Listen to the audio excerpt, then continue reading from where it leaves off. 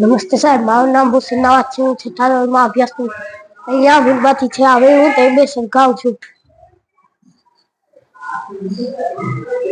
તો મીણબત્તીને બે સરખવા માટે ઓક્સિજનની જરૂર પડે છે. તે હવા સાથે ઓક્સિજન મેળવે છે અને સળગે છે. હવે હું એના પર આવી રીતે કાર્બોગલાસ ઢાંકી દઉં છું. તો થોડી વારમાં આ મીણબત્તી આલવા જાય છે.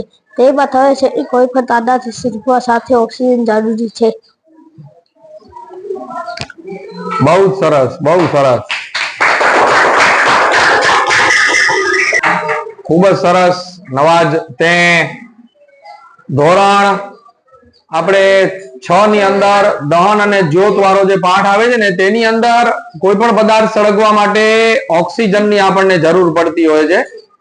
તો તે દર્શાવતો આ પ્રયોગ આજે નવાજે છે ને અહીંયા રજૂ કર્યો છે, મીણબત્તી વાળો. ખૂબ સરસ બેટા તે પ્રયત્ન કર્યો.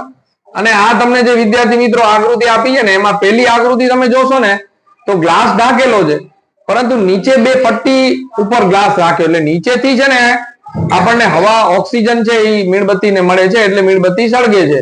પણ જ્યારે બાકીના બાજુમાં શું કરે છે કે ઉપરથી અને નીચે બંને જગ્યાએથી ઢાંકી દે છે, એટલે મીણબત્તી ઓલવાઈ જાય છે. અને ત્રીજી આકૃતિમાં પણ ઉપરનો ભાગ ખુલ્લો હોય તો પણ ઓક્સિજન મળે, તો ઉપરનો ભાગ પણ ઢાંકી દે છે. તો આ જે પ્રયોગ છે સાવ સરળ છે વિદ્યાર્થીઓ. આવા નાના નાના પ્રયોગ તમે તમારી જાતે તમારા હાથેથી જો તમે કરશો ને ઘરે, અને આ દરેક પ્રયોગમાં તમે જોશો ને તો કોઈ એવી બહુ મોટી વસ્તુ નથી કે આપણને ન મળે. તો તમને જે કન્સેપ્ટ છે ને એ તમને સિદ્ધાંત છે એ બરાબર સમજાશે. આભાર. જય વિજ્ઞાન.